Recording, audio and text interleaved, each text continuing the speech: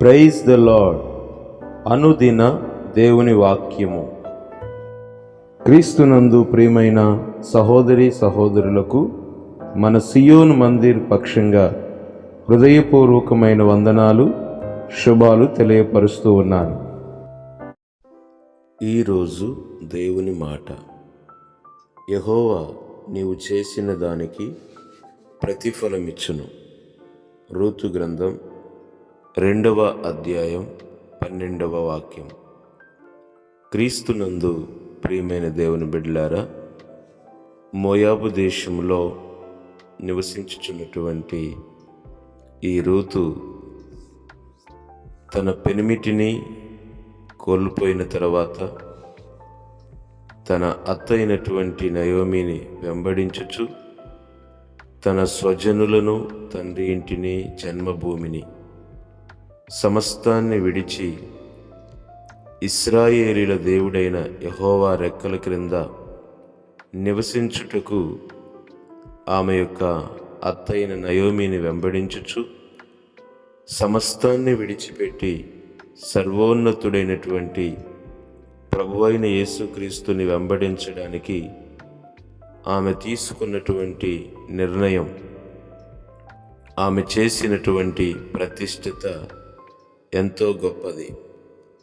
ఈ విషయాన్ని గమనించినటువంటి బోయాజు రూతుతో సెలవిచ్చుచున్నటువంటి మాట, యెహోవా నీవు చేసిన దానికి ప్రతిఫలమిచ్చును.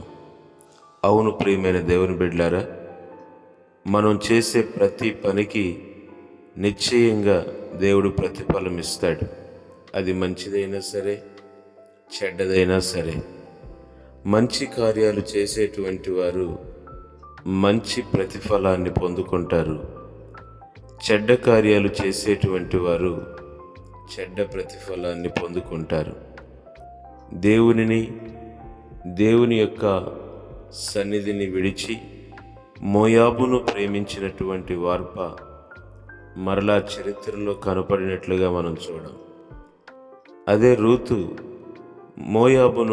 మోయాబు సంబంధమైన ఆచారాలను, తన స్వజనులను, జన్మభూమిని విడిచి సర్వోన్నతుడైనటువంటి దేవుణ్ణి వెంబడించి ఆమె అనేకమైన కష్టాలలో, నష్టాలలో ఉన్నప్పటికీ కూడా దేవుని కొరకు ఒక ప్రతిష్టతతో, ఒక తీర్మానముతో ముందుకు సాగిన విధానాన్ని బట్టి నిశ్చయంగా దేవుడు ఆమెకు గొప్ప ప్రతిఫలం ఇచ్చాడు.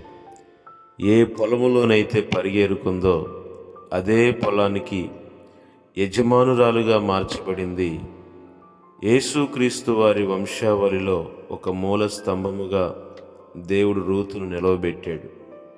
ఇంత గొప్పగా ఆమెను హెచ్చించడానికి కల కారణం ఆమె చేసుకున్న ప్రతిష్టత, ఆమె తీసుకున్న నిబంధన. ఈ రీతిగా మనము కూడా ఒక నిబంధన కలిగి, ఒక మంచి ప్రతిష్ఠిత కలిగి ప్రభు కొరకు జీవించినట్లయితే నిశ్చయంగా దేవుడు మనకు కూడా ఒక గొప్ప బహుమానమును అనుగ్రహించి ఉన్నతమైన స్థితిలో నిలబెట్టును. అట్టి కృప దేవుడు మనకు దయచేయునుగాక.